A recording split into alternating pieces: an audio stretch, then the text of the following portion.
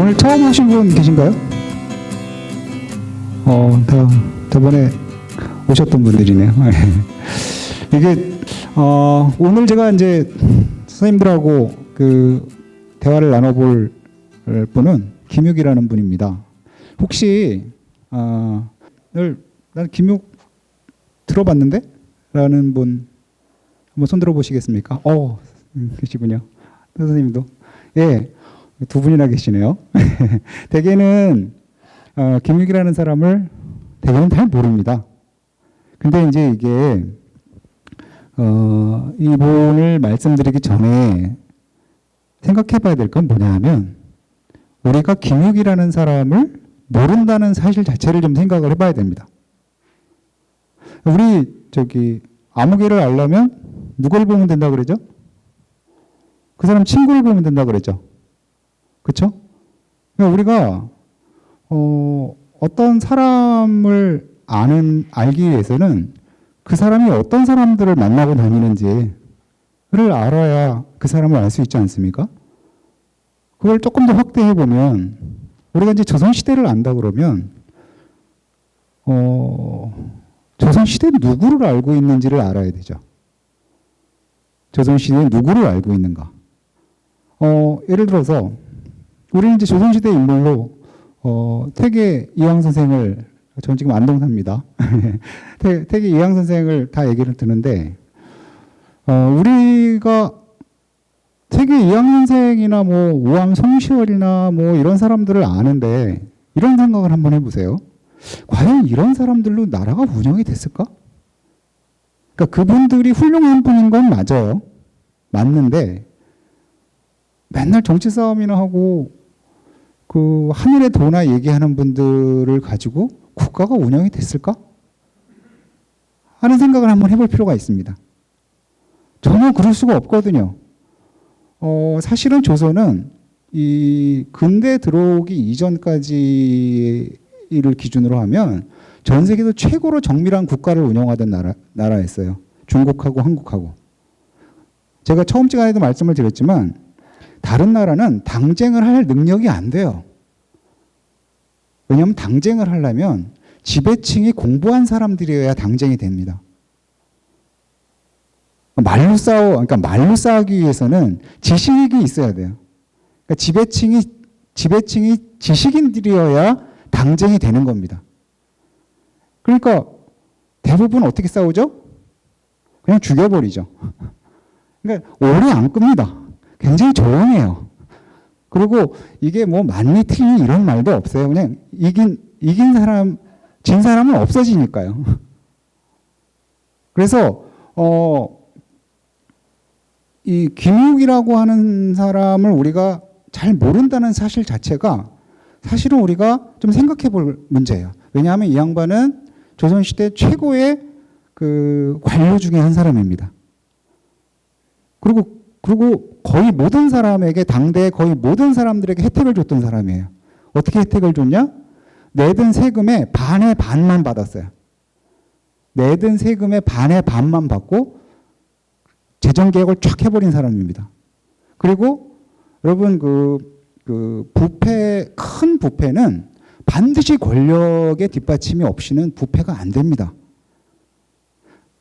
큰 부패는 반드시 권력의 뒷받침이 있어야 돼요. 그런데 세금을 도둑질해 먹을 정도의 권력을 가진 사람들은 어떤 사람들이었을까요? 그런 생각을 한번 해보세요. 그러니까 내든 세금의 반의 반만 받고도 국가가 돌아갔는데 그럼 그 나머지 세금들은 뭐냐? 그러면은 다 중간에 샜던 거예요. 그럼 그 샜던 것들은 누가 먹었느냐? 국가 세금에 손을 댈 수 있을 만큼의 권력이 있는 사람들이 손을 댔던 거예요. 그 사람들을 다 날려버렸어요. 어떻게? 총칼로? 아니요. 행정적으로. 행정개혁을 통해서 다 날려버리고 세금을 반의 반만 걷었던 겁니다. 그리고 그 혜택은 온전히 누가 받았다? 백성들이 나눠 가진 거예요. 하늘의 도를 모르면 어때요? 그렇죠? 내가 세금을 한 가마를 내다가 한 말만 내면 된다 그러면 내가 하늘의 도를 모른들, 그렇죠? 그러니까 이런 일을 한 분입니다. 이 김육이라는 분이. 그럼 도대체 이 사람이 어떤 사람인가 하는 걸 이제 이번 시간에는 좀 제가 말씀을 드리려고 합니다. 이분은 대기만성형의 타입이었어요. 대기만성형의 타입인데, 관직을 44살 때나 돼서 관직을 시작을 합니다. 여러분, 지금처럼 80, 90 살던 시대가 아니죠. 이때는. 지금은 그냥 70대에 사망하면 좀 일찍 갔네. 뭐 이런 생각을 하잖아요, 지금은. 대개는 80, 90 이렇게 사는 시대니까. 근데 이때는 60까지 사는 사람들이 많지 않았던 시대입니다. 그 시대에 이 사람은 관직이 늦었어요. 근데 늦은 게 다 사연이 있습니다, 또. 그래서 그 그러니까 관직을 하기 전에 44살에 관직을 했는데, 관직을 하기 전에 도대체 어떻게 살았느냐 보면, 이 양반은 출생이 1580년생인데, 그러니까 임진왜란이 13살에 났어요. 임진왜란이 이 양반이 13살에 임진왜란이 났는데, 장남이었고, 남동생이 하나, 여동생이 둘인데, 중요한 건 뭐냐면, 이게 남동생, 여동생 얘기가 중요한 게 아니고, 이 양반이 누구의 고손자냐면, 김식이라는 분의 고손자예요. 김식. 근데 이 김식이라는 분이 어떤 사람이냐면, 1519년에 당시 최대의 정치적인 사건이 김효사라는 사고가 일어납니다. 여러분들 조광조는 다 아시죠? 조광조가 김효사로 죽은 거거든요. 이 조광조와 함께 같이 죽은 투탑이에요. 김식이라는 사람이. 정말 투탑이었어요. 김효사화 때. 그러니까 김효사화가 일어나고 이 집안은 어떤 벌이 내려졌냐면 과거 응시 금지령이 내려진 거예요. 여러분, 조선시대 때 양반들이 할 수 있는, 공식적으로 할 수 있는 사회적인 활동은 공부해서 관리가 되는 것밖에 없습니다. 공부해서 관리가 되는 것밖에 없어요. 그럼 장사라도 하면 되지 않느냐? 장사를 하면 안 된다라고 하는 법은 없습니다. 그런데 장사를 하면 다른 양반들이 아무도 그 집하고 결혼을 안 해요. 양반이 계속 이어가려면 어떻게 되죠? 결혼 관계도 계속 그렇게 이어가야 양반인 겁니다. 그러니까 나는 양반에서 탈락돼 버린다는 걸 감수하면 괜찮아요. 근데 그렇지 않고서 조선시대의 양반들이 할 수 있는 사회적인 활동이라고 하는 거는 문과를 봐서 과거를 봐서 관리를 하는 것밖에 없는데, 과거 금지령이 내려졌어요. 그리고 이 과거 금지령이 언제 풀리냐 하면요, 선조가 즉위하고 나서 그 다음 해인 1568년에 풀려요. 그러니까 이 집안은 무려 49년 동안 과거를 볼 수 없었던 집안이에요. 그러니까 집안은 어땠겠어요? 완전 풍비박산이 났겠죠. 풍비박산이 났어요. 그러다가 다행히 이제 선조가 즉위하면서 사림들이 집권을 하고, 할아버지가 작은 고을의 수령으로 이제 발령이 났는데, 할아버지가 문과에 붙었다는 기록은 없는 것을 보니 이게 사림들이 그동안 고생했다 해가지고 조그만 고을의 수령 자리를 준 모양이에요. 그리고 정식으로 이제 이 그러니까 아버지가 공부를 했는데 머리가 좋은 집안이었던 건 맞는 것 같아요. 생원시와 진사시를 둘 다 합격해요. 그리고 문과를 보기 직전에 임진왜란이 나가지고 임진왜란 중에 죽어요. 그러니까 할아버지가 먼저 돌아가고 13살에 임진왜란이 났는데 피난을 다니던 중에 아버지마저 31살이라는 나이에 세상을 뜬 거예요. 그러니까 이제 15살 먹은 애가 집안에 이제 이렇게 어떻게 된, 집안의 기둥이 된 거예요. 할머니, 엄마, 뭐 동생들 다 있는데. 그래서 근데 이제 이때 참 뼈아픈 게 뭐냐면, 그러니까 아버지가 이제 22살 때 생원, 진사시 모두 합격했는데, 이때 아버지가 이제 임진왜란 때 중에 돌아가면서 15살 먹은 애한테 이런 얘기를 해요. 내가 능히 우리 가문을 일으켜 세우면 지하에서도 나는 오히려 기뻐할 것이다. 이렇게 얘기를 해요. 한번 생각을 해보세요. 저 말을 들은 김육은 어떤 생각을 했을까요? 뭐 당연하죠. 반드시 내가 우리 집안을 이렇게 세울 것이다. 그렇죠? 15살 먹은 애한테 이제 저런 딱 이렇게 미션을 주고 떠난 겁니다. 그리고 이제 김육이 19살 때 할머니가 돌아가시고 21살 때 다 피난 중이에요. 어머니가 돌아가시고. 그러니까 이게 이거 좀 약간 모진 얘기이기도 한데 여러분 김육의 입장에서 보면요.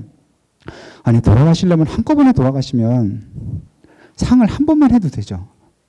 근데 지금 간격이 어때요?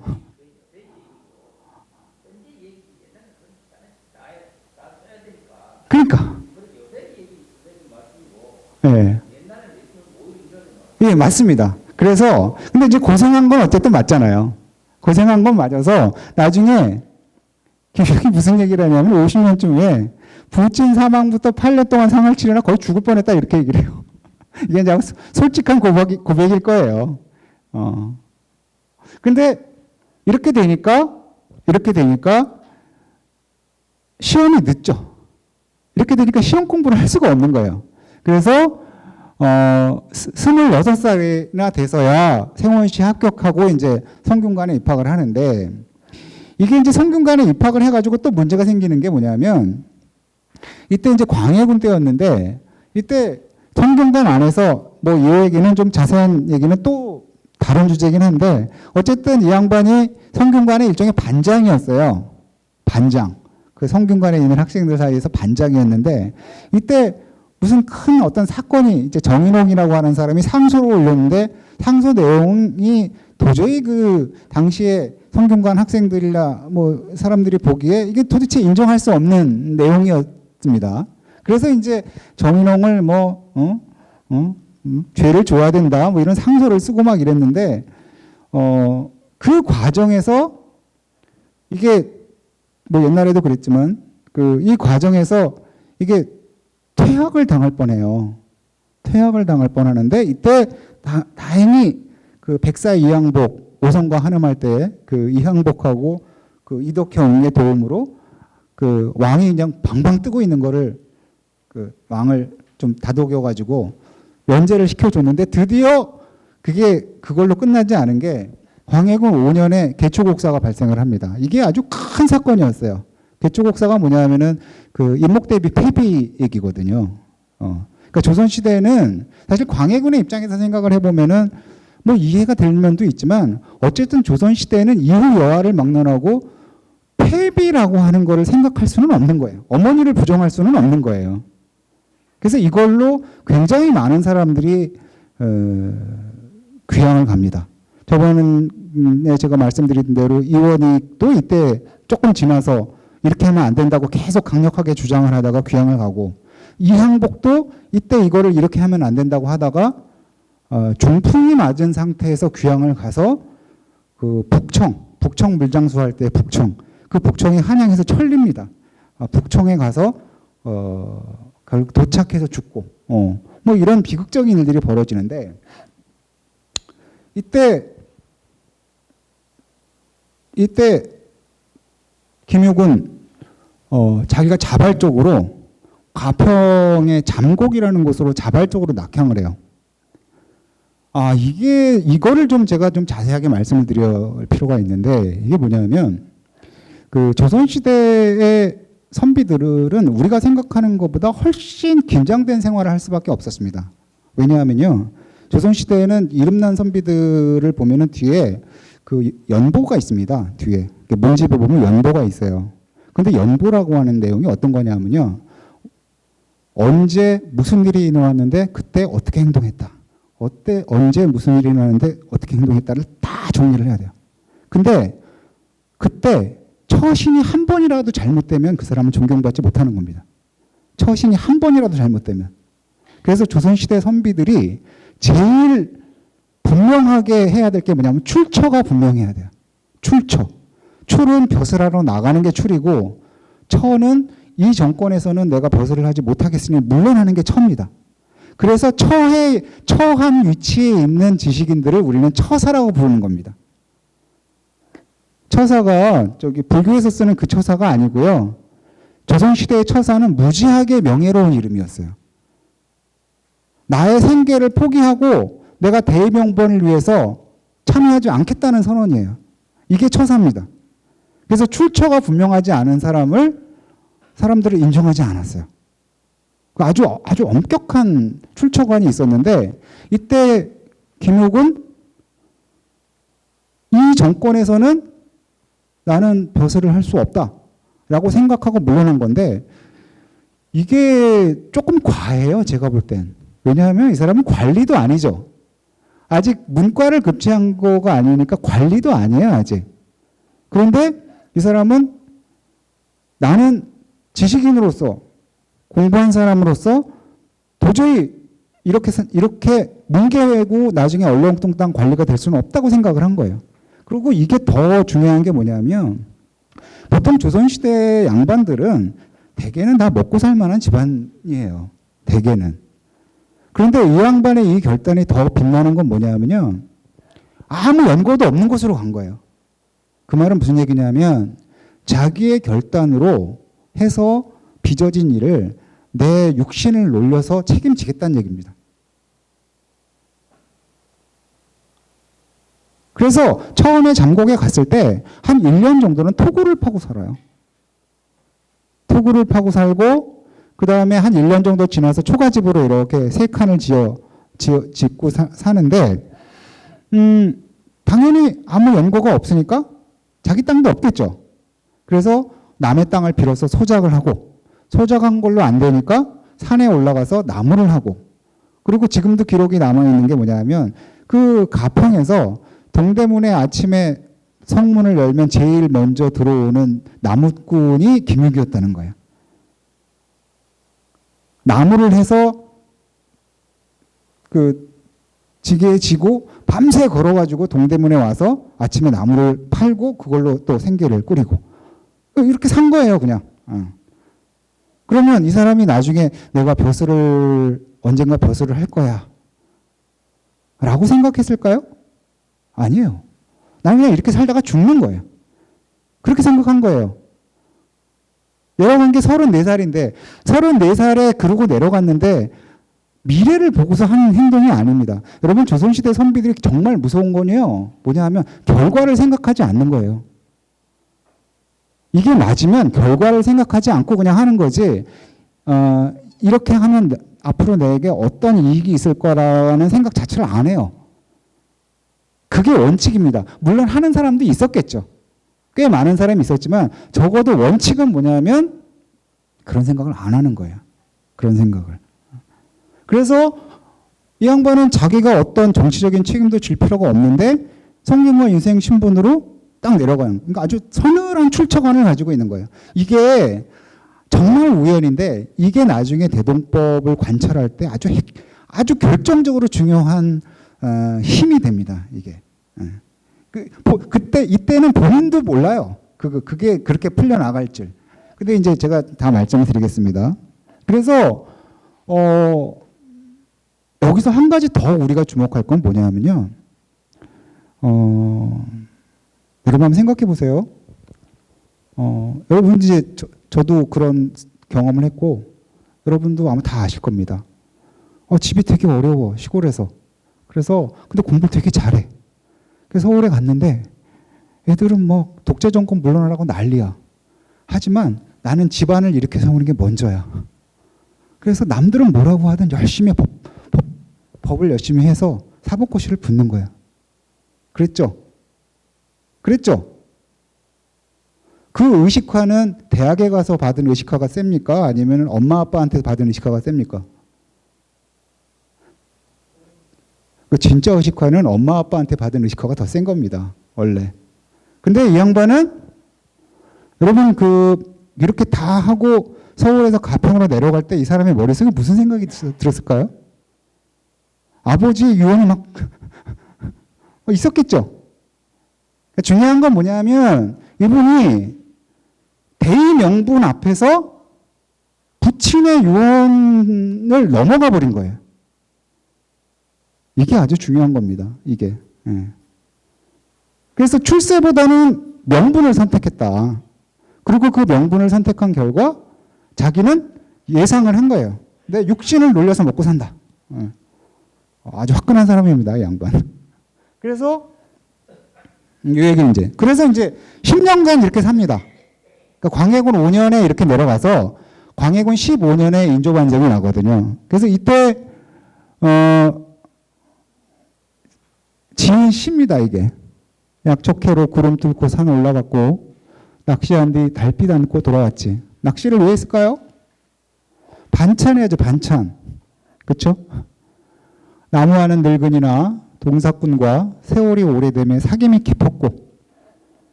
가을설이 내리면 추수 서들고 봄비가 내릴 적엔 팥을 갈았지. 이거는 낭만이 아니라 그냥 자기 생활을 써놓은 겁니다. 자기 생활을. 그러다가 이제 정말로 아무도 예상하지 못하게 인조반정이 일어났어요. 그런데 정말 놀랍게 1차 과거 시험은 3차까지 있거든요. 1차, 2차, 3차. 1차 1등, 2차 3등, 3차 1등이었어요. 그러니까 이 양반은 시험 공부를 한 걸까요? 제가 볼 때는 아니에요. 이 양반은 책 읽는 거 자체를 좋아해요. 그래서 사람들이, 그 당시 사람들이 김육은 안 읽은 책이 없어. 이런 말이 있었어요. 김육은 안 읽은 책이 없어. 그래서 이렇게 그 밭 갈 때도 그 책 보면서 이렇게 밭 갈고 그랬던 겁니다. 그래서 이제 그러니까 이 양반이 이제 완전히 풀렸죠. 완전히 풀렸어요. 왜냐하면 집안 좋지, 그렇죠? 집안 좋지. 그 집안 때문에 모진 고초를 겪었지만 어쨌든 명예로운 집안이잖아요. 집안 좋지. 그 다음에 광해군 때 그 자기가 딱 그 기상을 내세웠기 때문에 당당하지. 거기다가 문과 수석했지. 그러니까 뭐 말도 할 수 없이 잘 나가는 이제 사람이 된 거죠. 그래서 한동안 그냥 그 잘 나가는 관료 지내게 됩니다. 잘 나가는 관료로 지내게 되는데 그러다가 이 양반의 인생에서 큰 전기를 맞은 게 언제냐면 병자호란이에요. 병자호란. 병자호란이 인조 15년에 일어나는데 14년 말에 일어나죠. 이 양반이 그러니까 명나라가 1644년에 망하거든요. 그리고 청나라가 세워지는데 그 명나라의 조선이 마지막으로 보낸 사신이 김육입니다. 마지막으로 보낸 사신이. 그래서 이 양반이 명나라에 가 있는 동안에 병자호란이 났어요. 병자호란이 나니까 1636년에요. 병자호란이 나니까 그걸 몰랐다가 이제 나중에 와보니까 돌아와 보니까 이미 다 끝나 있었어요.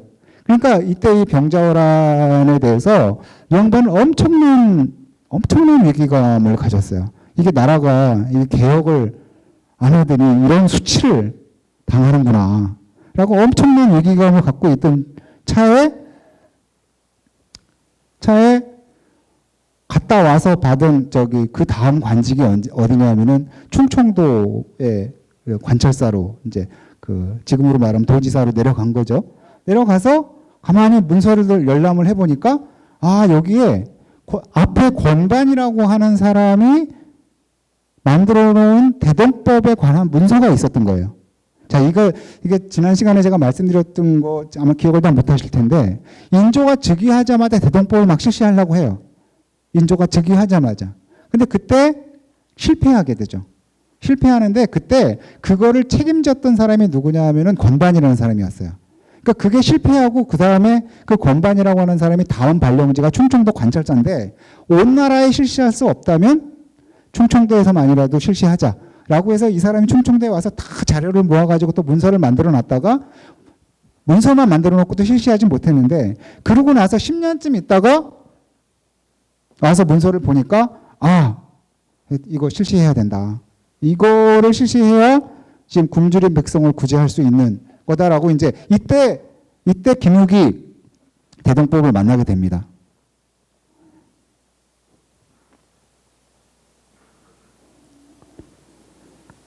이때 이 상황이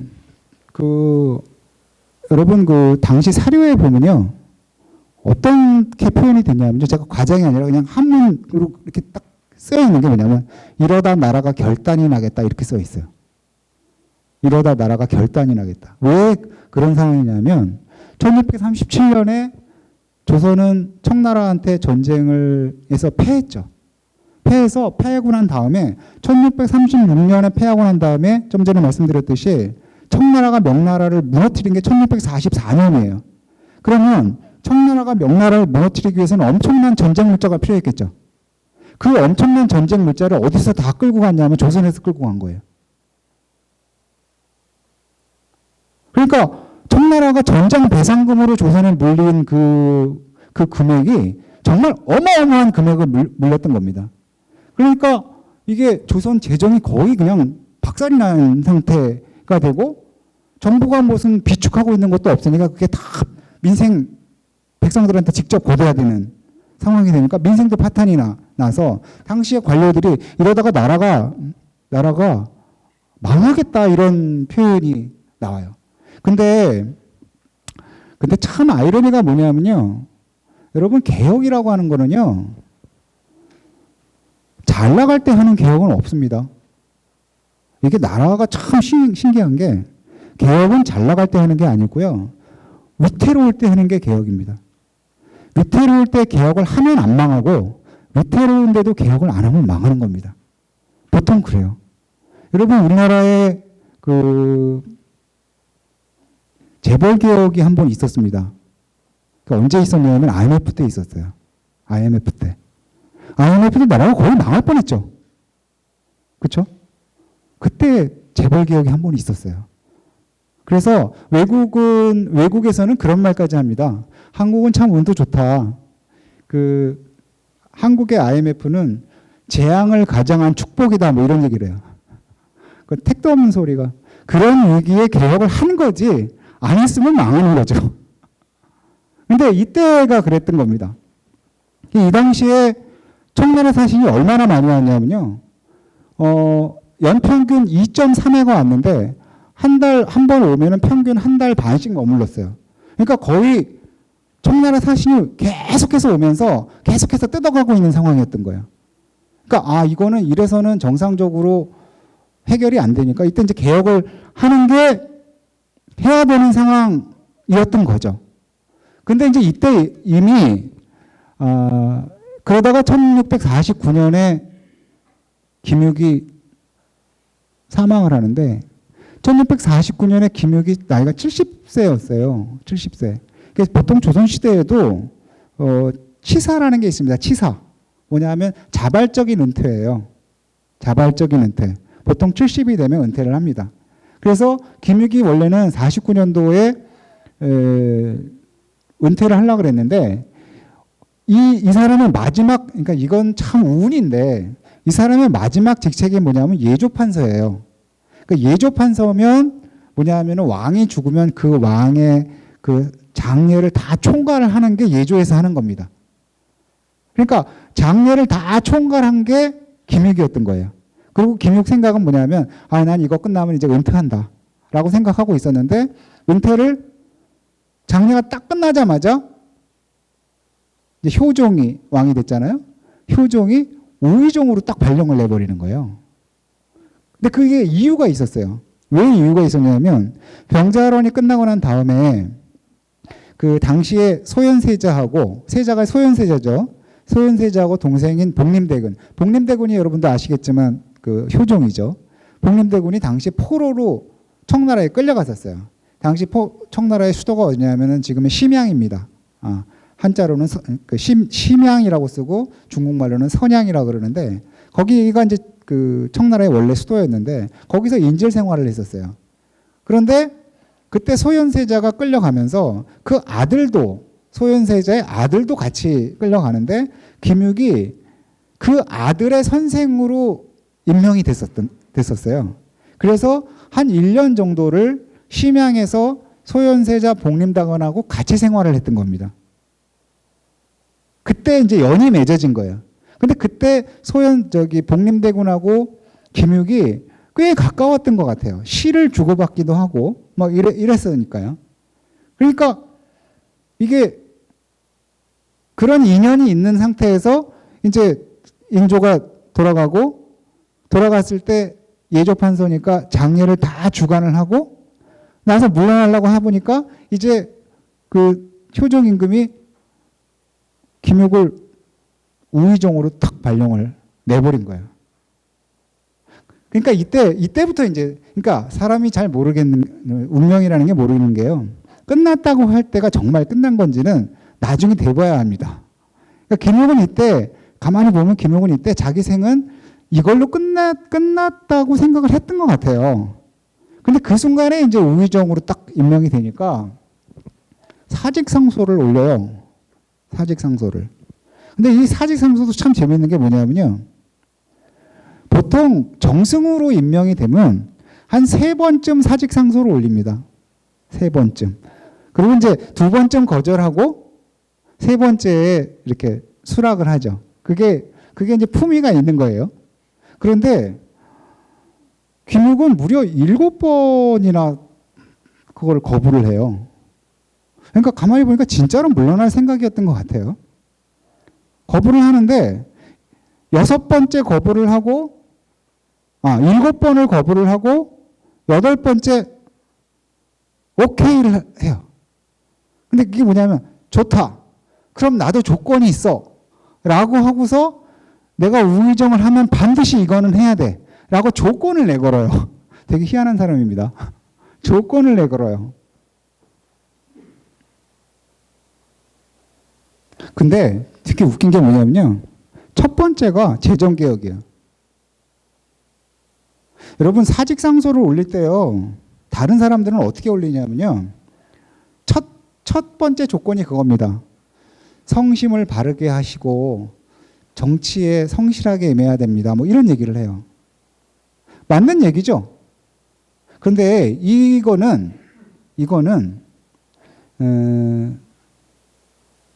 뭐 그렇게 왕이 이제 그렇게라고 얘기를 해도 그 사람이 실제로 그렇게 했는지 안 했는지 모르죠. 이건 그러니까 어떻게 표현을 해야 되나? 저는 이제 이건 제 개인 생각입니다. 사람은 거창하고 추상적인 문제 때문에 잠을 못 자지는 않습니다. 남북 통일이 안 돼서 어떡하지? 그래서 밤잠이 안 온다. 뭐 이런 분이 있으세요? 지금 세계 경제가 걱정이야. 난 그것 때문에 잠이 안 와. 이런 분 손들어 보세요. 아무 세상에 그런 사람 없을 거예요. 그렇다면 그건 지금 병원에 가야 돼요. 그런 분은. 사람은 늘 구체적인 이유로 고민을 합니다. 근데 김육은 구체적인 요구를 했어요. 이거는 반드시 들어줘야 되는 거예요. 근데 이게 다른 사람하고 다른 건 뭐냐면 다른 사람은 어떤 상소를 올리냐면 하는 말이 아름답고 구속력이 없는 얘기를 해요. 말은 아름다운데 그걸 지키든 안 지키든 별로 구속력이 없는 말을 해요. 그런 말을 잘해야 출세를 합니다.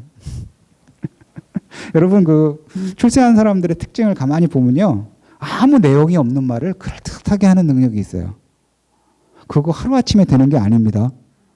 하루아침에 되는 게 아니에요.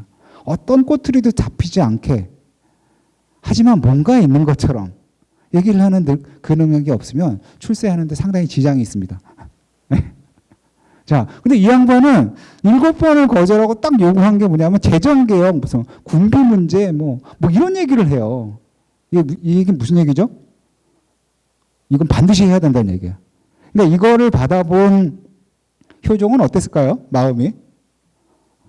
효종은 제가 비디오를 보지는 않았지만 아마 상소 보고 웃었을 거예요. 이 노인네가 정말 사고를 치긴 칠 모양이다, 뭐 이렇게. 자, 그래서 드디어 이제 그 정승이 됩니다.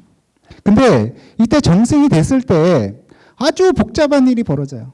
아주 복잡한 일. 그 복잡한 일이 뭐냐면 여러분 남한산성 얘기 아시죠? 그죠? 남한산성에서 항복해야 된다라는 파가 있었고 아니다. 그래도 다 죽을 수는 없지 않느냐.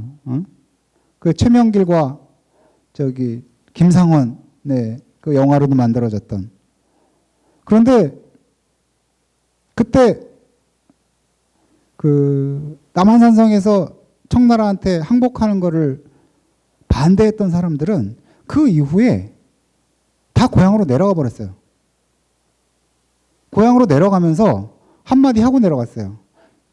이럴 거면 반정을 왜 했냐? 여러분, 반정의 명분이 뭐였죠? 인조가 광해군을 몰아낸 반정의 명분이 뭐냐면은 명나라와 청나라의 사이에서 확실하게 명나라의 편을 들지 않고 청나라의 편을 들었다는, 그러니까 청나라의 편을 든 게 아니라 어중간하게 있었다는 게 반정의 중요한 명분 중에 하나였어요. 그런데 인조는 어떻게 했죠? 이거는 편을 든 정도가 아니라 꿇어 엎드린 거 아니에요. 그러니까 당시에 남한산성에 있었던 사람들은 그게 불과 15년 전 얘기예요. 다 기억하고 있잖아요. 그러니까 딱 나오는 말이, 사료에 나오는 말입니다. 이럴 거면 도대체 반정을 왜 했냐? 이렇게 나오는 거예요. 그리고 근데 조선은 놀라운 전통이 하나 있습니다. 지식인들이 했다는 말 때문에 죽지 않습니다. 관리는 죽어요. 관리는 말을 잘못하면 죽는 경우가 있어요. 그런데 지식인은 죽이는 전통이 없습니다. 이게 중국하고 한국의 차이예요. 이게 중국하고 한국의 차이입니다.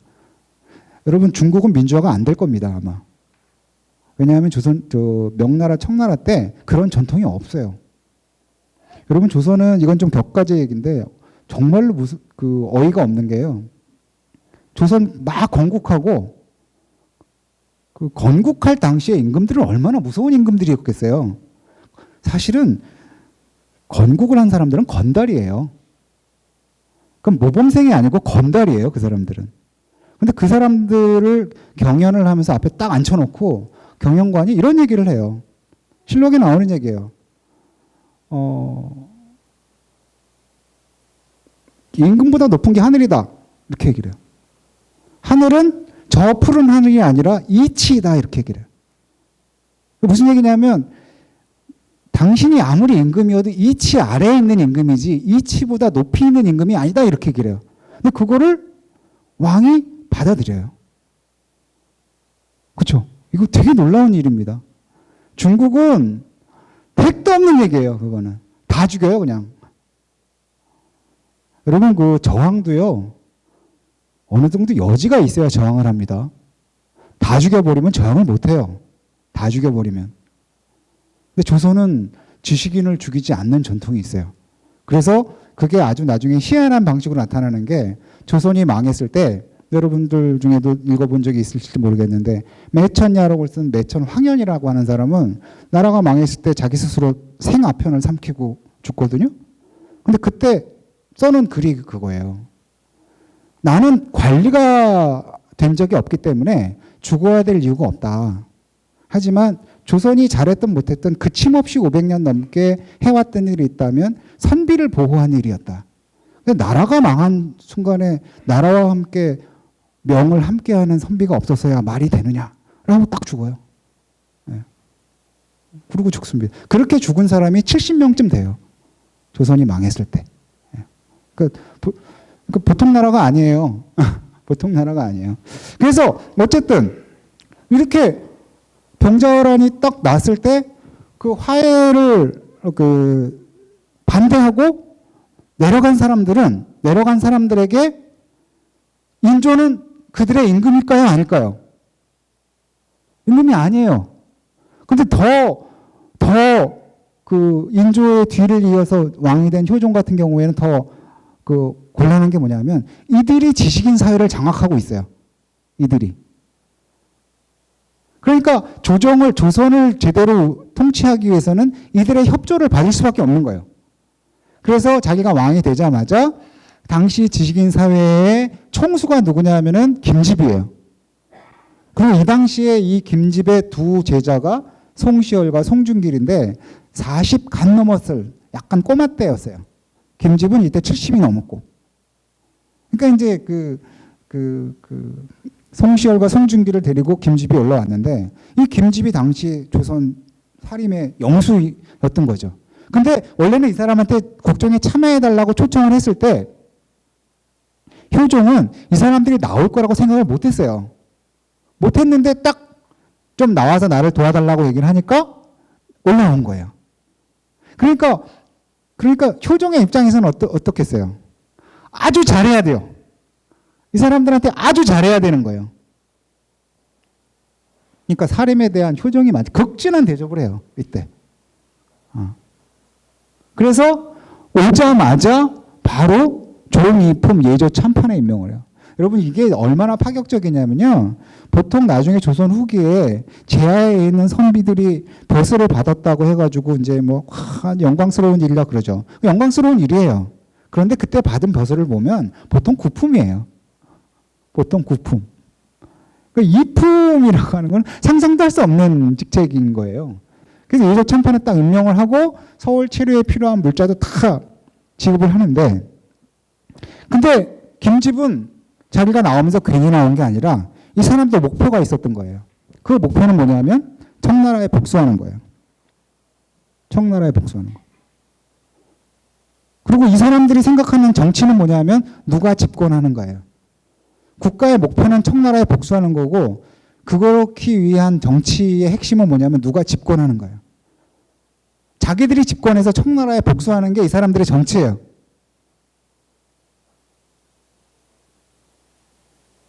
그런데 이때 이제 김육이 딱 이 대립각이 서는데, 김육은 전혀 다른 얘기를 해요. 김육은 목표가 민생 문제 해결이에요. 민생 문제 해결. 그리고 김육의 정치는 뭐냐면요. 집권에서 무엇을 하는 거예요. 집권에서 뭐 하느냐가 정치이지 누가 집권하느냐가 아니에요. 전혀 다르죠. 이거 제가 얘기했던 것 중에 혹시 기억하시는 분 있을지 모르겠는데, 사림이 처음 선조 집권에서 처음 등장했을 때 다 이렇게 생각하다가 나중에 이 혼자 이렇게 생각했어요. 다 이렇게 생각하다가 이 혼자 이렇게 생각했던 겁니다. 그러니까 전혀 달라요. 전혀 달라요. 그러니까 이제 이 사람들은 누가 집권하느냐, 청나라에 복수를 하는 거, 이거니까 이 김집이 효종한테 무슨 얘기를 하냐면 인사권을 나한테 달라 이래요. 인사권을 나한테 달라. 그러니까 이때 김육이 어떻게 했냐면 그거는 김육이 뭐라고 하냐면 용인권, 사람을 쓰는 권한은 임금만 갖는 권한이다. 이렇게 얘기를 해요. 무슨 얘기냐면 당신은 신하야, 이런 얘기야. 당신은 신하야. 그거는 왕이 갖는 권한이야. 이걸로 탁 둘이 부딪힌 거예요. 그리고 둘이 푹 싸우고 먼저 효종 원년 1월에 김육이 탁 낙향해버려요. 근데 이 사람 고향이 어디냐면 지금 경기도 남양주입니다. 덕소라는 데가 있어요. 덕소. 그리고 열흘 후에 김집도 낙향을 해요. 근데 이게 참 곤욕스러운 게요. 뭐냐면, 이러고 이제 사실 김집의 또 한 편이 누구냐면은 당시에 김상원이에요. 김상원. 그러니까 여기는 안 나왔지만 김집과 김상원이 같은 편이었어요. 그리고 이 두 사람은 김육보다 나이가 한 7, 8살 정도 나이가 많습니다. 한 6, 7살 정도 나이가 많은데, 되게 곤욕스러운 게 뭐냐면요. 김육한테 이 사람들은 굉장히 어려운 사람이에요. 무슨 얘기냐면 이때 처음 만난 게 아니라 젊어서부터 알던 사이예요. 김육이 지금 덕소 그 동네에서 산 하나를 넘어가면 김상원의 고향이에요. 김상원. 그리고 김집은 어떤 사람이냐면 김육이 과거에 급제하면서부터 젊어서부터 계속해서, 그러니까 성균관 시절부터 공부를 같이 했던 아주 절친이 있어요. 김반이라는 사람인데 그 김반의 바로 위의 형이 김집이에요. 그러니까 굉장히 어려운 형인 거예요. 자기 친구의 형이에요. 자기 친구의 형이고, 김상원은 바로 뒷동네에 있는 그 분인데 김육이 굉장히 존경하던 사람이에요. 어릴 때부터. 그러니까 젊어서부터. 그런데 나중에 이제 그 대동법을 실시하려고 하다 보니까 이 두 사람은 대동법엔 관심이 없고 청나라하고 전쟁하는 게 목적인 거예요. 그걸로 이제 탁 붙어버린 거예요. 그러니까 조정 안에서의 정치 권력의 힘의 크기는 김육이 훨씬 약해요. 훨씬 약해요. 그런데 그리고 김상훈은 김육의 아버지의 묘지를 쓴 사람이에요. 묘지 비문을 쓴 사람입니다. 그러니까 김육이 평상시에 존경했었다는 얘기죠. 김상훈을. 근데 이때 이제 딱 내려가서 김육이 상소를 올리는데 무슨 상소를 올리냐면 신은 이미 위험한 선을 범했습니다. 참으로 스스로 보존하기 어렵습니다. 만일 사람들이 신을 어진이를 업신여기고, 어진이는 김집입니다. 어진이를 업신여기고 변법을, 개혁을 했다고 왕한석에게 견주어 공격하면 전하께서 아무리 신을 구하고자 해도 안 될 것입니다. 이게 이쯤 되면 이게 무슨 얘기냐면요. 정책 논의가 아니고 이념 논쟁이 돼버리는 상황입니다. 여러분 이건 어떻게 얘기를 하면 되냐면요. 지금 우리나라의 소득세가 법인세를 2배쯤 높이자 이렇게 돼버리면 어떻게 될까요? 지금 법인세 한 3배쯤 높이자. 이러면 어떻게 되냐면은 정책 얘기가 아니라 빨갱이라 그래요. 그렇죠? 법인세 지금 소득세 지금 소득 구간별로 최고세율이 지금 42%거든요. 우리나라 법인세 소득세 최고 그 구간이 5억 이상이 42%인데 그거 90%로 높이자. 그러면 1년에 소득이 5억인 사람들은 별로 많지 않아요. 거의 없죠. 거의 없는데 만약에 1년에 5억 이상인 사람의 소득세율을 90%로 하자. 무슨 얘기냐면 10억 벌면 9억을 세금으로 내게 하자 이런 얘기예요. 만약 그런 얘기 나오면 어떻게 될까요? 제가 되게 재밌는 얘기 하나 해드릴게요. 지금 미국의 소득세율이 몇 프로더라? 지금 갑자기 27%인가? 아무튼 지금 정확하게 기억이 안 나는데요. 미국이 아이젠하워 때 60년대 그 사람 공화당 출신이거든요. 아이젠하워 때 미국 소득세율이 90%였습니다. 90%였어요. 놀랍죠? 그 사람들이 그걸 잘 몰라요. 근데 어쨌든 이게 무슨 얘기냐면 내가 김집하고 붙어서 지금 논쟁을 한 거는 지금 이게 자칫 이념 논쟁으로 번지면 전하께서 나를 구하려고 해도 나를 구해줄 수 없습니다. 이런 얘기예요. 내가 지금 나가기만 하면 나는 이념 논쟁에 걸릴 겁니다. 이렇게 나오는 거예요. 그런데 이때 이제 여러분 이런 거 보면요. 그 나라가 잘 되려면 보수가 참 중요해요. 나라가 잘 되려면. 그러니까 지금으로 보면은 김육이 진보고 김집이 보수거든요. 근데 이때 김집이 무슨 얘기를 하냐면 이 사람도 내려가면서 상소를 써가지고 이제 올려요. 어떻게 올리냐면 제가 김육과 한평생 서로 좋은 사이였고 그렇죠. 젊어서부터 이미 다 알고 있었으니까 서로 잘못한 것이 없습니다. 아마 나중에 서로 만나게 되면 전과 다름이 없이 웃고 이야기하게 될 것입니다. 대동법 문제로 의견이 맞지 않아서 약간의 시끄러움이 있었으나 그러니까 자기는 반대했고 그 김육은 하자는 얘기고 김육이 무슨 딴 마음이 있어서 그런 것은 아니라고 생각합니다. 딴 마음이 있어서 그런 건 아니라고 생각합니다. 저는 대동법을 반대한 게 아니라 신중히 생각해 보아야지 성급하게 실시해서는 안 된다고 말한 것입니다. 보통 반대는 이렇게 하는 겁니다.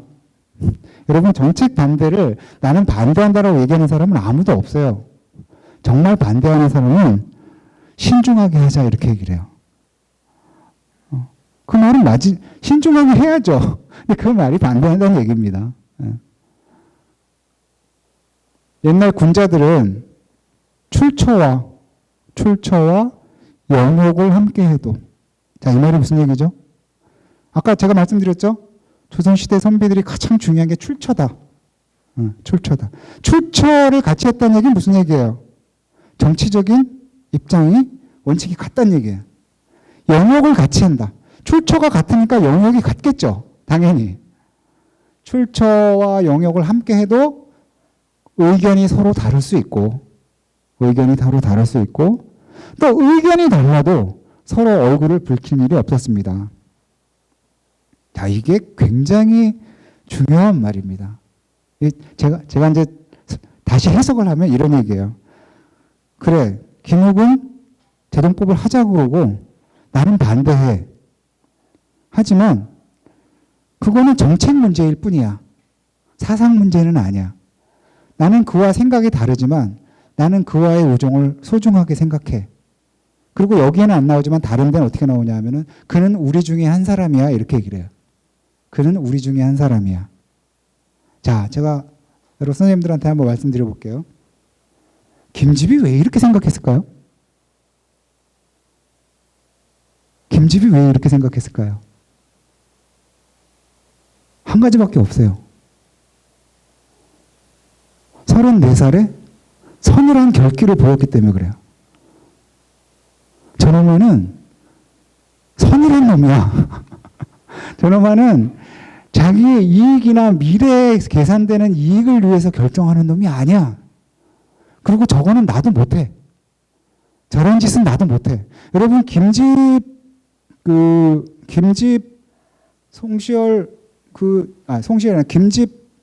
집이 지금 대전에 있거든요.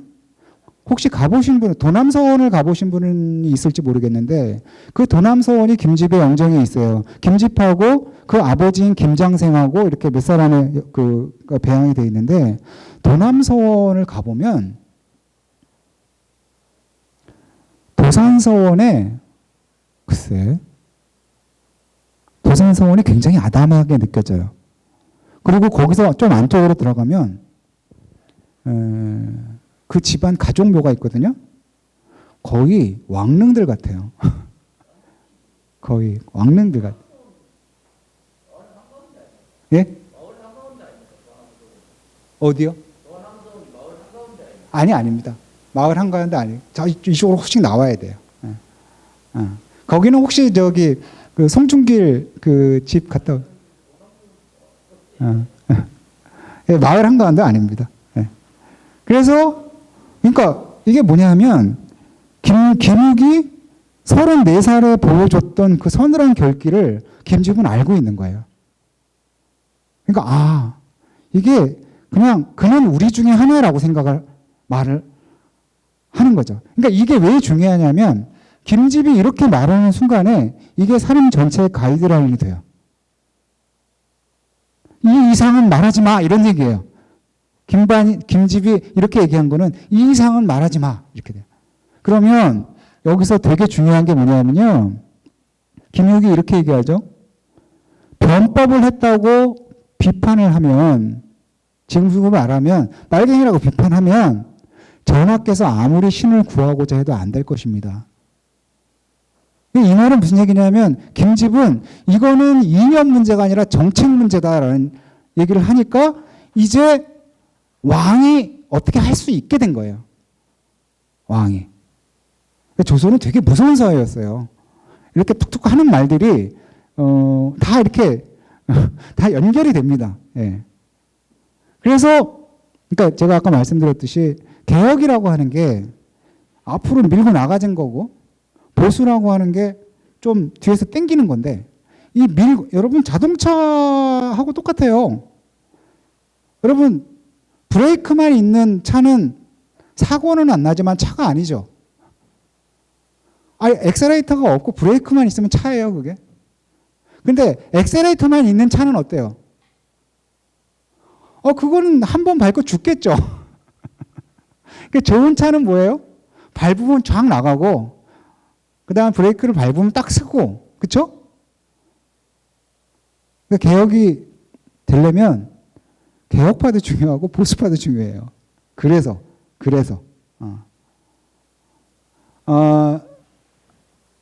그런데 중요한 건 뭐냐면 이 순간에 김집이 그런 말을 할 수 있는 거는 김익이라고 하는 사람이 보여줬던 그런 모습들이 있기 때문에 가능했다 라는 거죠. 근데 이 김익은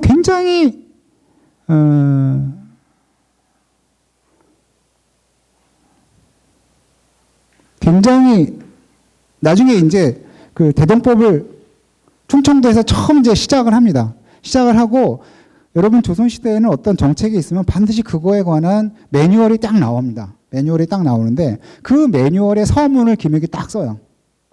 서문을 딱 쓰는데 그때 이게 이제 김익이 쓴 겁니다.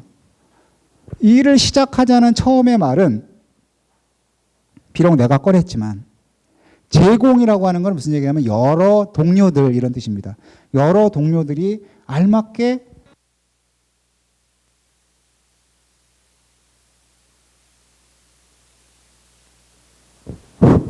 예, 상황이 있을 때마다 중간중간에 다 이렇게 변통을 하지 않았다면 중간에 막혀서 법은 시행되지 못했을 것입니다. 제공률도 비록 잘 변통하기는 했지만 이는 실로 임금께서 홀로 결단을 내리고 뜻을 확고히 정해서 끝내 성사시킨 데서 말미암은 것입니다. 여러분 지금은 대한민국이죠. 조선은 왕국입니다. 지금은 어떤 정책을 실시하려면은 선거에서 이겨야 되죠. 선거에서 이긴다는 게 무슨 얘기예요? 민심을 안고 있어야 정책을 하죠. 그러니까 조선시대에는 임금의 뜻을 유지시켜야 정책이 되는 겁니다. 똑같은 거예요. 이렇게 얘기를 해요. 그래 놓고 이제, 그럼 이 사람이 말한 제공이라고 하는 사람들이 어떤 사람들이냐 하면, 여러분, 김육은 서인이에요. 당파적으로. 그런데 이 허적이나 김호궁이나 여기 지금 이시방 같은 사람들이 핵심적인 사람인데 허적은 김육하고 이 사람은 남인입니다. 남인이고 허적은 김육하고 나이 차이가 30년 차이가 나요. 김육은 처음에는 대동법을 반대하던 사람이에요. 반대하던 사람이에요. 제일 핵심적인 사람은 이시방입니다. 자, 그런데 이 얘기를 먼저 좀 하면 여러분 근데 제가 공부를 하면서 되게 재밌는 게 뭐냐면 전문가들은 이념적으로 그렇게 치우쳐 있지는 않아요. 되게. 어떤 분야의 전문가들은 좌나 우나 이렇게 치우쳐 있지는 않아요. 아주 전문가들은. 보통 그리고 이념적인 성향이 굉장히 강한 사람들은 그거에 전문성이 별로 없어요. 그러니까 제가 관료들이 모인 곳에 가서 그 얘기를 했더니 다 웃더라고요. 왜냐하면 세상은 하나의 이념으로 다 설명이 안 돼요. 그래서 이념성이 굉장히 강한 사람들은 사실은 전문적이지 않아요. 대개 보면. 근데 이 양반은 그래서 이 사람 김육 자신이 이념성이 그렇게 강한 분이 아니에요. 그러다 보니까 같이 일하는 사람들도 나이, 당파 이런 게 다 섞여 있어요. 그리고 이 양반은 이제 비록 김육이 자신의 정치인으로서의 면목을 잘 보여주는 게 바로 이 이시방인데 이시방이라고 하는 사람을 딱 찍어가지고 이 당시에 이제 대동법이 실시될 때 호조판서 지금의 기재부예요. 지금의 기재부 옛날에 재무부 우리나라로 치면 호조판서에 딱 임명을 하는데 이 이시방이 누구하고 아주 관계가 안 좋았냐면 이 대동법이 이시방 직전에 있었던 사람이 원두표라는 사람이에요. 원두표. 근데 이 두 사람이 아주 앙숙이었던 사람이에요. 아주 앙숙이었던 사람인데 이 원두표라고 하는 사람은 실록에 뭐라고 쓰여 있냐면요. 이렇게 쓰여 있어요. 실록에 그게 졸기가 나오는데 졸기라고 하는 게 뭐냐면은 사람이 죽으면은 고위 관직자들 같은 경우에 사관이 실록을 쓰는 사관이 그 사람에 대한 인물평을 써놓은 거예요. 인물평을. 근데 뭐라고 써있냐면 거칠고 사나워서 조금이라도 협조하지 않으면 끝내 반드시 몰래 해친 뒤에야 그만두어서 사람들이 대부분 그를 두려워했다 이렇게 써 있어요. 여러분 조직 생활할 때 이런 사람들 있죠. 그러니까 조직 안에서의 정치에 굉장히 능해가지고 자기의 편과 적을 분명하게 가르고 자기의 적에 대해서는 반드시 보복하고 이런 사람들이 있어요. 싫어하지만 되게 무서운 사람들이에요. 이런 사람들. 그런 사람이에요. 이 사람이. 그런데 이 당시에 이 원두표를 조정에서 유일하게 대놓고 신랄하게 비판했던 유일한 사람이 김유기입니다. 왜냐하면 여기엔 또 원두표로서는 슬픈 약점이 있어요. 여러분 조선은 조정 안에서 목소리를 높일 수 있는 자격이 있어요. 그러니까 목소리를 높일 수 있는 조건에 있는 사람들이 있어요. 첫째, 문과급제자일 것. 두 번째, 살임의 배경이 있을 것. 이 두 가지가 아주 핵심적인 거예요. 그런데 원두표는 인조반정의 공신이거든요.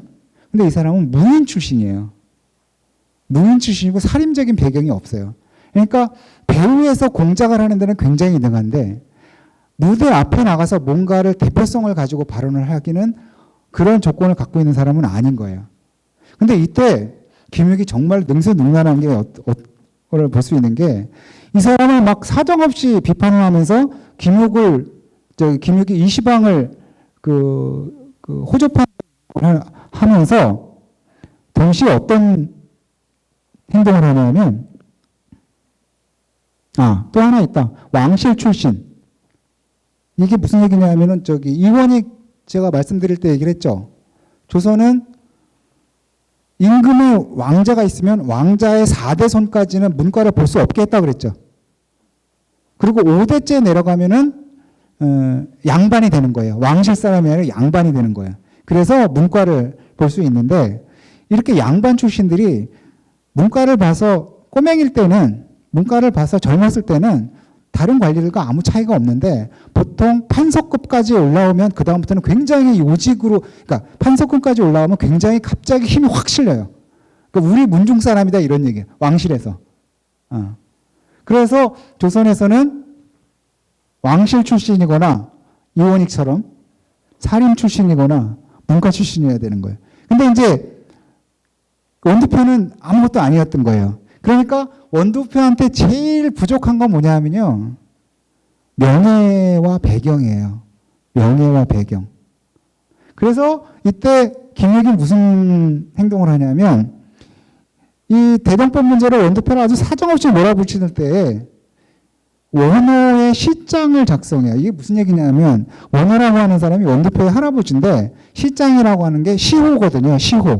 시호라는 게 뭐냐면 그 사람을 기려서 이 국가에서 내려주는 이름이 시호예요. 근데 그 시호를 요청하는 그거가 이제 시장인데 시장의 내용은 뭐냐면 이 사람이 이렇게 훌륭하게 살았기 때문에 시호를 내려달라고 요청을 하는 거거든요. 그러니까 이 시장을 누가 쓰냐 하면은 김유기 써요. 그 말은 무슨 얘기죠? 그래서 실제로 시호를 받아요. 그러니까 원두표의 입장에서는 김육을 어떻게 비판을 할 수가 없는 거예요. 그리고 이렇게 요청을 해서 결국은 받아냅니다. 그러고 나서 이제 그의 마지막 모습을 보면 대동법을 이제 충청도의 대동법을 다 실시하고 전라도의 대동법을 실시하기 직전에 이 양반이 죽는데 9월 4일 날 1658년 9월 4일 79살의 한양 회현방 집에서 사망. 이 회현방이 어디냐면 지금 명동 앞에 있는 회현 전철역 있는 그 남산 아래에 있는 거기가 회현방입니다. 사망을 하는데 이때 98월 달에 전라감사의 임기가 만료가 돼요. 그런데 다음 감사로 정해진 사람이 권호라는 사람인데 이 사람은 대동법을 반대했던 사람이에요.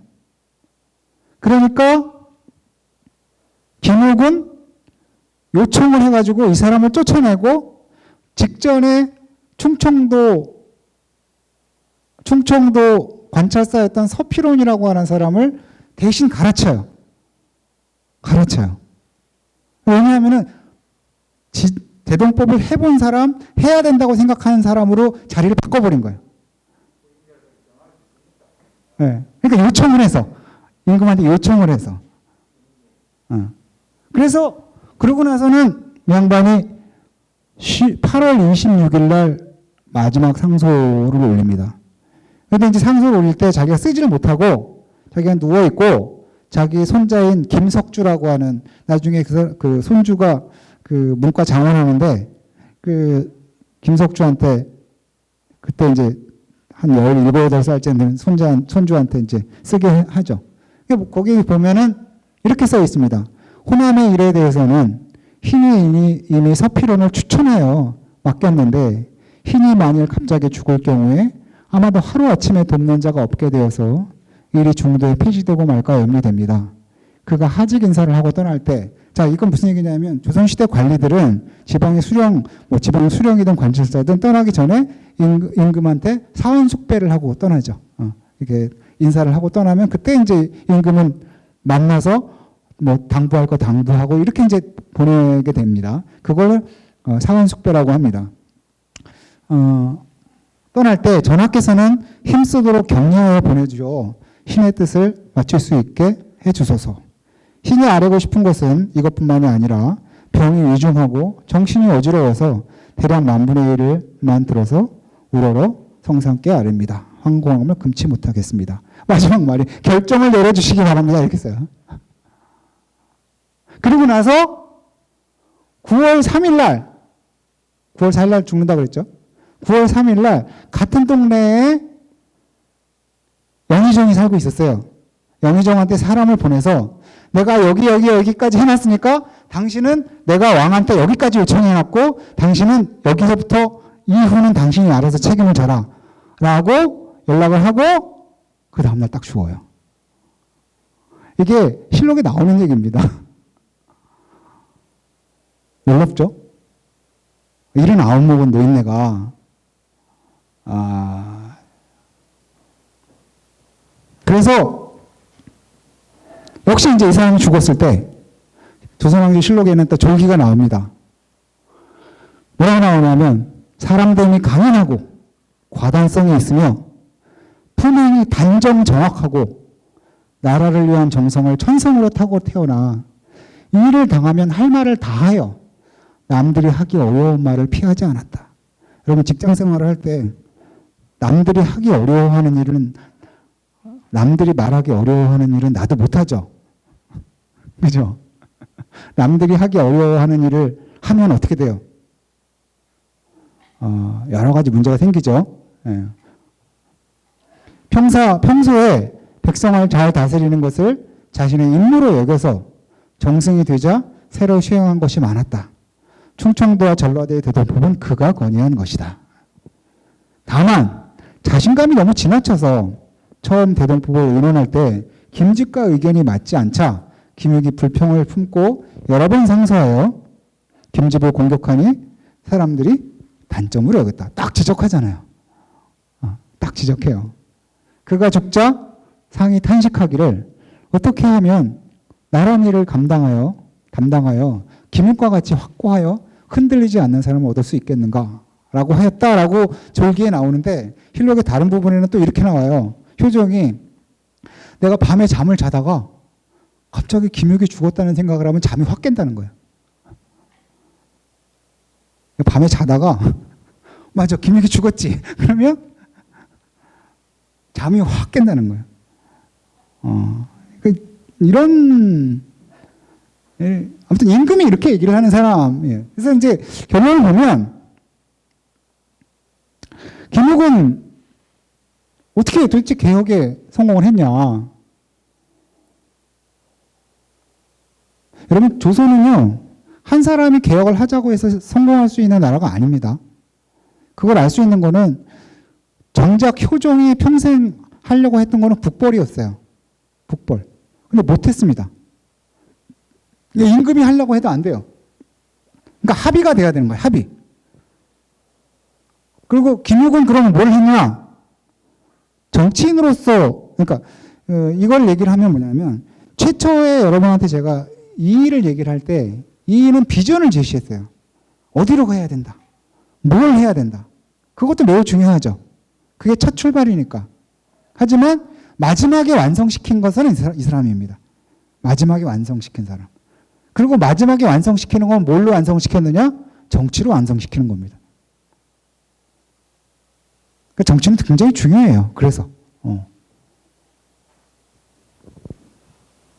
여기서 참 우리가 이제 생각해 봐야 될 게 뭐냐면, 대정법을 추진하는 과정에서 김옥하고 김집이 아주 심각하게 대립을 하는데, 두 사람이 모두 가장 중요한 국정 원칙으로 생각한 건 안민이었어요. 안민. 백성을 편안하게 하자. 근데 문제는 뭐냐면, 이 목표에 도달하는 방법에서 차이가 커요. 왜 차이가 크냐 하면,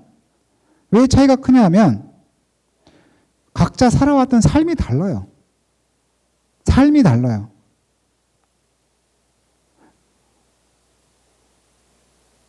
여러분, 벌써 지금 이제 많이 개선이 됐는데, 10수년 전만 해도 그런 얘기들이 있었습니다. 그 대법관들 보면 다 똑같아요. 50대에 서울대를 나온, 남자였어요. 다 엘리트예요. 분명히 엘리트예요. 그런데 그분들이 엘리트가 아니란 얘기가 아니라 그렇게 다 똑같은 배경의 사람일 거면 그렇게 여러 명을 둘 필요가 없지 않느냐라는 얘기가 나왔어요. 왜냐하면 아무리 엘리트인들 그 사람이 여자들의 삶을 알 것이며 장애인의 삶을 알 것이며, 그렇죠? 아니, 호라비 사정은 과부가 안 되잖아요. 그러니까 그 처지가 아니면 알 수 없는, 그건 지적인 능력하고 관계가 없는 얘기죠. 여러분, 그 목표가 같아도요, 경험이 다르면 생각이 달라질 수밖에 없습니다.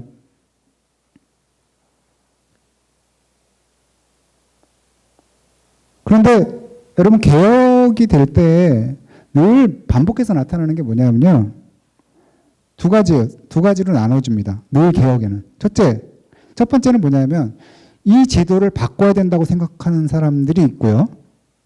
또 하나의 사람들은 뭐냐면 제도가 문제가 아니라 사람이 잘 운영을 못해서 그렇다고 생각하는 사람들이 있어요.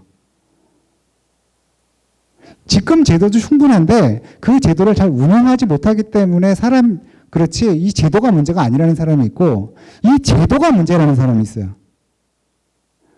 근데 저도 이제 옛날에 공부를 하면서 도대체 그러니까 이제 사림들은 사람이 문제라는 얘기고 관리 출신들은 제도가 문제라고 그랬어요. 조선시대에는. 도대체 왜 이런 차이가 있을까 가만히 생각을 해보니까 이유가 있더라고요.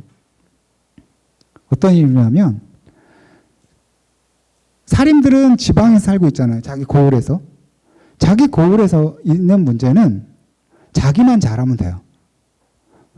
자기만 잘하면 돼요. 그런데 서울에 있는 관리를 하는 사람들은 지가 왕이건 영의정이건 간에 늘 한계 상황에 부딪혀 있어요. 그게 무슨 얘기냐면, 이쪽 동네에서 지금 흉년이 돼서 굶고 있는데 쌀이 없는 거예요. 쌀이 없어요. 그리고 지금 저 청나라에서 쌀 10만 석 갖고 오라고 하는데 쌀이 없어. 무슨 얘기냐면 사람들이 생각할 때는 지위는 왕이나 정승이 훨씬 높으니까 그 사람들이 더 힘이 있을 거라고 생각하지만, 실제로 문제 자체를 비교해보면 그 자기 지역에 있는 사람들이 문제가 훨씬 적기 때문에 그 지역에서는 자기만 잘하면 되는 거예요. 그런데 서울에 있는 국가 전체를 이렇게 운영하는 사람들은 지위가 아무리 높아도 소용이 없어요. 늘 한계 상황에 있는 거예요. 그래서 대부분 관리들은 뭐냐면 제도를 바꿔야 된다고 얘기를 하고, 사림들은 사람이 문제라고 얘기를 하죠. 그래서 김주변 무슨 얘기를 하냐면, 선량한 의도를 지닌 군자들이 안민을, 정치를 하는 게 맞다고 생각을 하는 거예요. 그래서 김집은. 그래서 아까 제가 말씀드렸죠. 정치는 뭐냐? 사람을 잘 뽑는 거다, 이렇게 얘기를 하는 거예요. 그래서. 근데 김육은 어떻게 얘기하죠? 정치는 뭐냐? 사람들을 굶지 않게 하는 거다, 이렇게 얘기를 하는 겁니다. 쉽게 말하면. 근데 이 생각이 누구 생각이냐? 이게 이 생각입니다. 이게 이 생각이에요. 그래서 이하고 김육은 한 50년 차이가 나거든요. 근데 이 두 사람이 그 써놓은 글들을 보면 거의 한 사람이 쓴 것 같아요. 거의 한 사람이 쓴 것 같아요.